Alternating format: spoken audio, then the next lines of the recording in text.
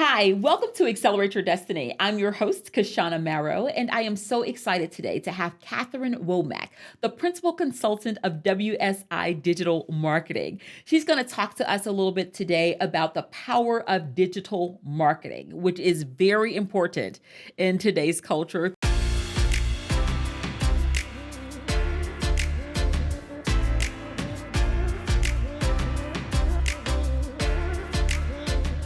Thank you so much, Catherine, for joining me today. Thank you so much for having me. I'm very honored that you would allow me to come on here and give me a platform to help demystify digital marketing. So I appreciate you. Oh, I am excited about demystifying digital marketing. You said the words, demystifying it. Well, yeah. I want to start here, because I think that there is some misconception or misunderstanding around digital marketing. So can you kind of help us to understand what is digital marketing? Absolutely. So I want to start first with many of us who are business owners have a little bit of experience with digital marketing, right? Mm-hmm.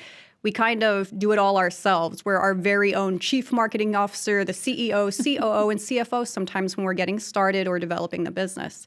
So we've got a little bit of experience, maybe some social media, maybe running some ads, but there's so much more to what digital marketing is. I think the best way to understand it is visibility. People to business with other businesses that they know exist, and you need to be visible in order to attract your target audience. Digital marketing is a way, when done correctly, to get your business found by the people who need you. So this could be a lot of stuff like driving traffic to the website. For example, let's say you own a consulting business, right? You do a little bit of business development. So when your ideal client is searching for services that you provide, and they don't know your name yet, they haven't met you yet, we need you to show up in the search engine. That's where over 90% of people go when they need any and everything. Like when I'm ready to buy something, when I'm as close as I'm ever going to be, I'm going to pick up my phone and Google the thing that I need. Yes. So digital marketing is a way to show up in front of the right audience at the right time. And It's not always social media. It's not always social media. Wow. Yeah. That's kind of a hard pill to swallow, because most of us are hanging on social media, right, to be seen. And I love the way you said visibility. And that SEO is so very important, because you're absolutely right. I Google everything. Everything. So tell me, when your clients come to you, what is one of the challenges that they've had in terms of visibility? Is it like me, where you're holding on to Instagram, Facebook, LinkedIn, and you're like, I'm doing everything that I can? What are some of the things that they're going through? So I think one big overall challenge that they have is it's hard for them to take a step back in their business to really take a couple more steps forward. And what I mean by that is take a step back and think a little bit more strategically about the livelihood of your business, where you're going, what is your exit strategy, what do you intend to do with this? Is it really going to be a job, or is it going to be something worth something? And when you're thinking a little bit further ahead, past the next quarter, past the next year, 10 years from now, you can really start investing in your business in a way that will make it profitable, that will make it attractive to investors, or even make it worth something that you can leverage with lenders as you continue to expand. And I'm talking about something that most people don't talk about, and that really is the SEO piece that you brought up. Yeah. Turning your website into an asset, not a check in the box because you know you need it. Yes. But training Google's machine learning capabilities, who you are, what you do, who to show you to, so it becomes a 24/7 sales machine. Ooh.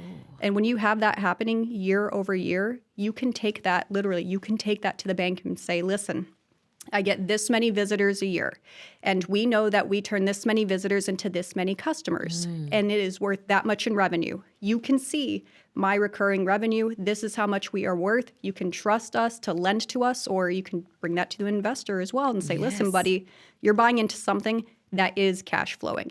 This is what you can expect when you invest in our business. So I went off on a tangent there. I'm over here eating it all up, Catherine. So I appreciate this, because like you said, when you talk about revenue, you kind of shifted and talked about revenue. But the word that you used that I want to bring to our audience is strategy. Yes. We're not playing checkers. No, we're not. We're trying to playing play chess. We're trying. Yes, we Yeah. are working to do it. Yes. But help me to understand that revenue piece is Yeah. so very important, and looking at those numbers and seeing whether the numbers are increasing or decreasing. But what areas, where should we be looking to ensure that we are increasing? And then what do we do when we see that we're decreasing? So there's a couple things you've got to do. As you're looking for numbers to increase, first, once again, take a step back, identify your target audience first and foremost, okay? And I want you to go all the way down to what social media platforms are they even using. I cannot tell you how many times I've had a business come to me and say, hey, I've got so many thousands of followers on Instagram, and I'm trying to sell more of what I do. And at the end of the conversation, or the end of the consultation, which sometimes can take a few weeks, we discern that their target audience was never on that social media platform to begin with. Oh, That wasn't, no! yeah.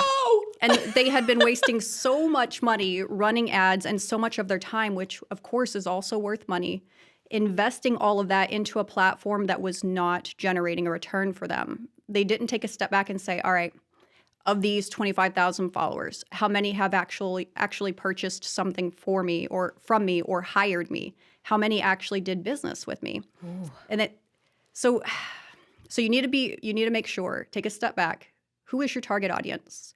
What are your key services or products that you would like to lean into? Perhaps the highest performing ones, the ones that have the higher ROI. And then ask yourself, where is your audience first and foremost? Once you can identify where your audience is, and once again, cheat code here, they're on Google.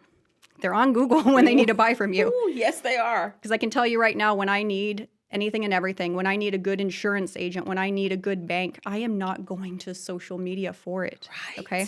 And I'm not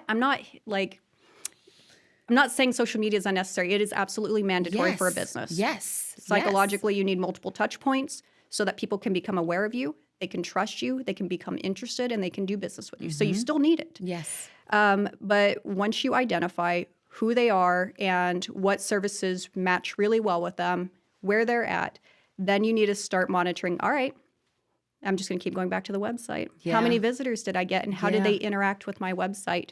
Did they go to this page right here and then immediately hop off? Did they go to this page and spend 3 minutes here? What was happening there? So as you're monitoring the data, you will find your own tailored key performance indicators. You will find your own ways to benchmark the activity of your business, watch things increase or decrease. Now, when things are decreasing, it is very hard to talk about this in general terms because every business is different and will have different KPIs and ways to benchmark. But once things are decreasing, that's when you once again maybe take a step back, maybe hire a business consultant, some sort of coach, maybe even hire a professional to come audit what's going on with your business. And then you can find the pieces that need improving and really talk about how to improve it. It's very hard to talk about it in generalities, but if you got... Well, I love what you're saying. Number one, I'm over here just eating this up because I think it is so key to any business's success, right? And what you said earlier about putting money in the wrong places. Oh my gosh, yeah. You're like, oh my goodness, I thought this worked, or I thought this was what I needed, or I thought this was, and you find out that your audience is not there, and that's frustrating. And I think that, you just have to know, again, who your audience is, where they are, and then go there. I think that's what I'm hearing you say. That's so important. I cannot overstate how important that is because digital marketing can bankrupt you when you do it wrong. Ooh. I've had a lot of businesses. I used to joke in the beginning that I was a trauma response digital marketer.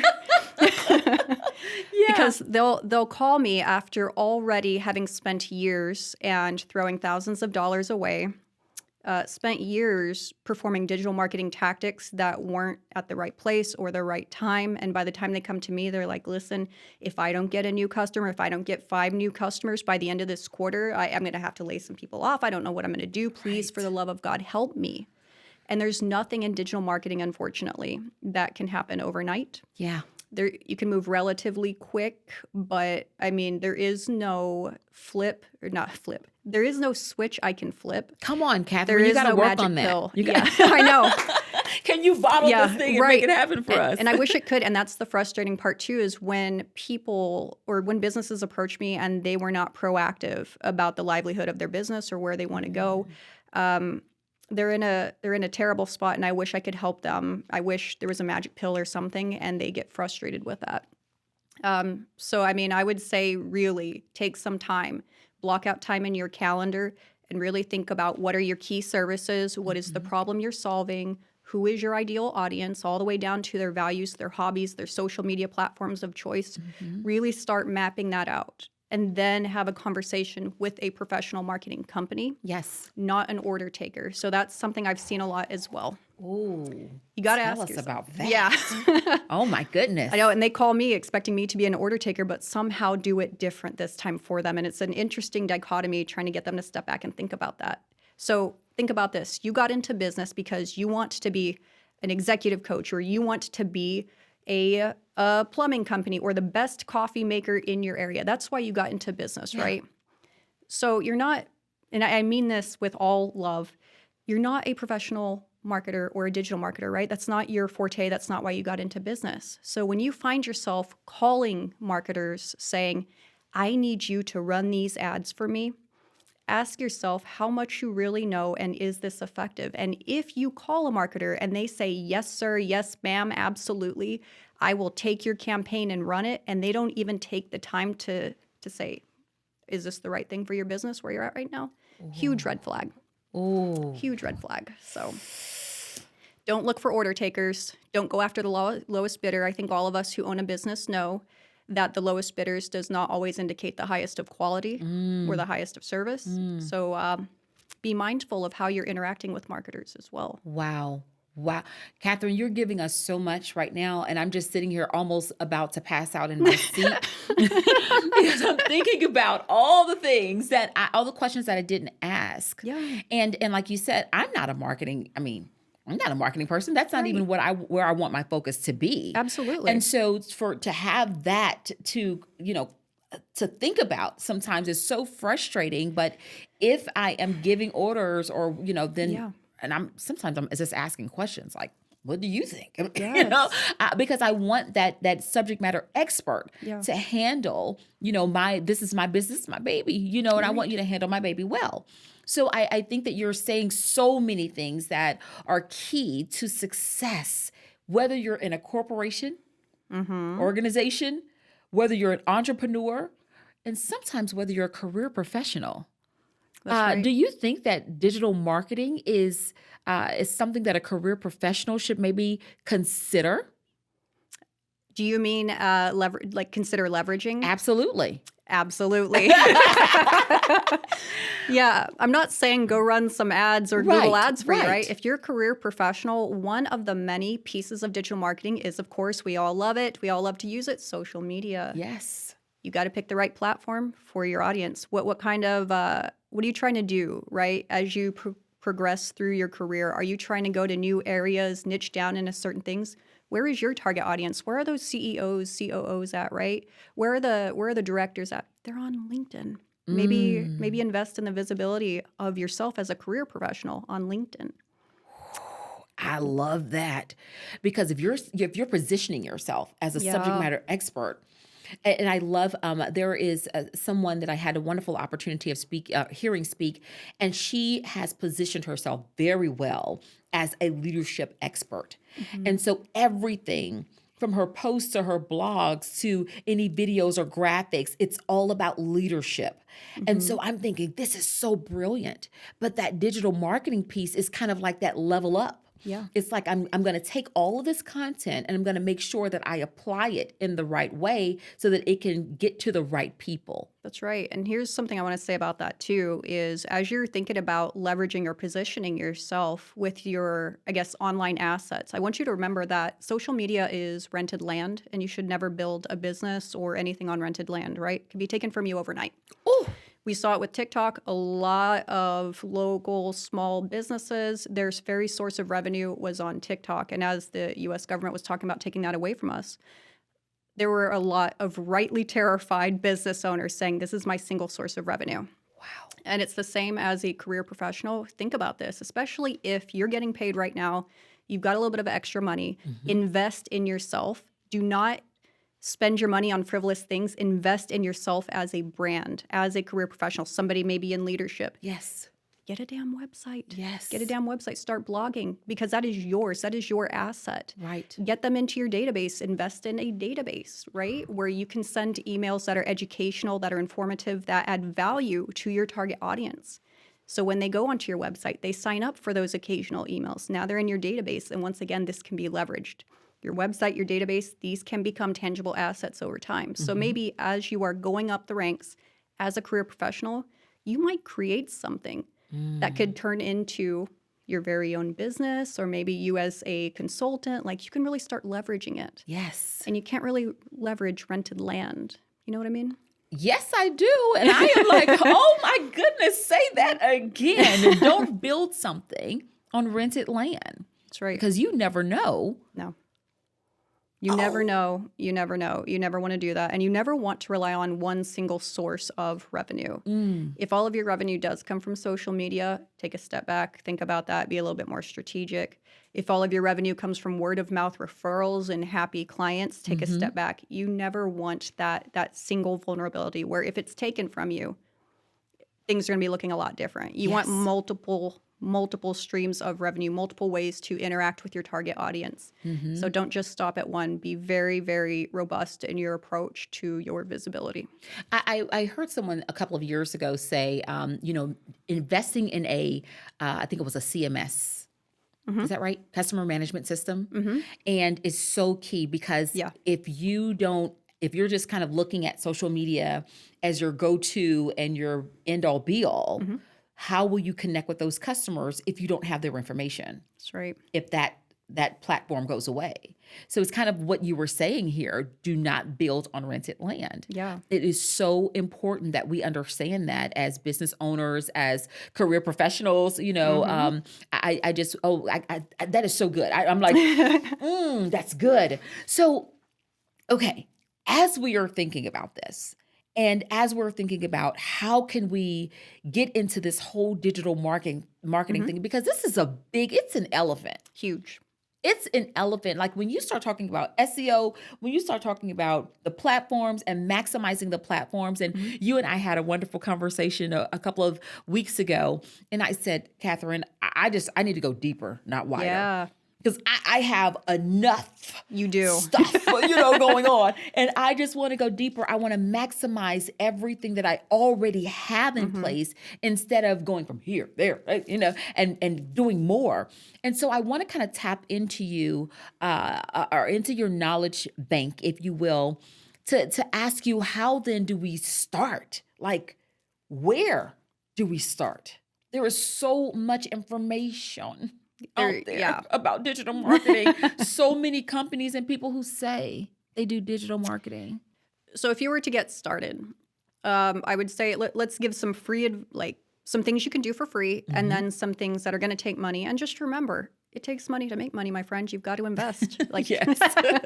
But let's start free.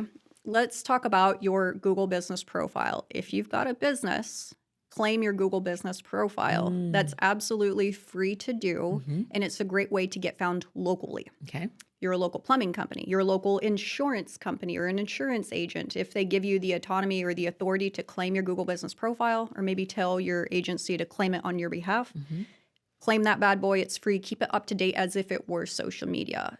When you interact with it, and I recommend using a desktop or a laptop rather than your phone, but you still can with the phone. Talk about your updates on there. Say, hey, we're running this special, have some calls to action. Just really make sure that you take advantage of that. It's a great way to get found by the people down the road. Yes. Just having a website right now, it does not mean that somebody next door to you is actually going to find you. You've got to train Google with your website.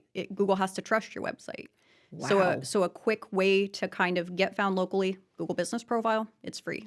The second piece, of course, and I kind of like, people are going to get so fixated on this.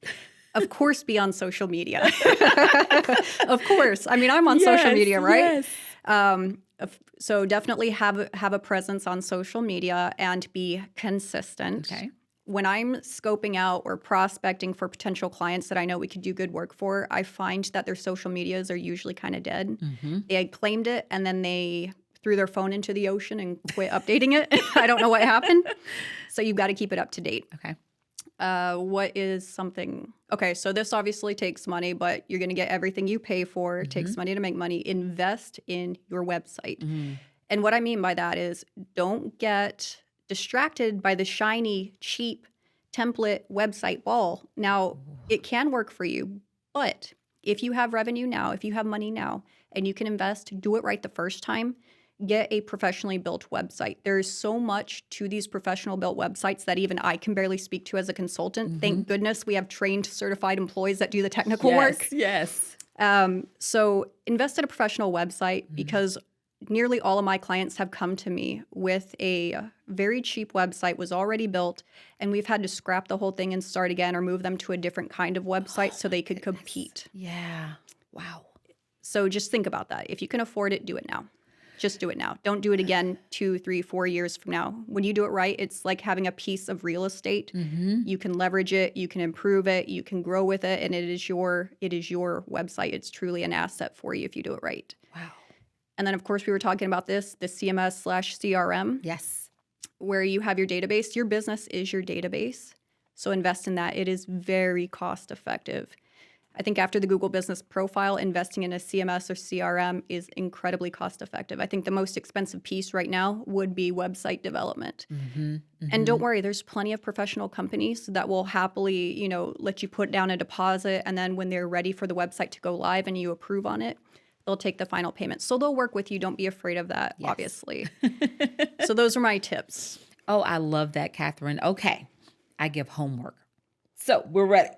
So the first thing, and Catherine backed me up on this, the first thing was claim your Google information, your Google Business Google Profile. Business Profile.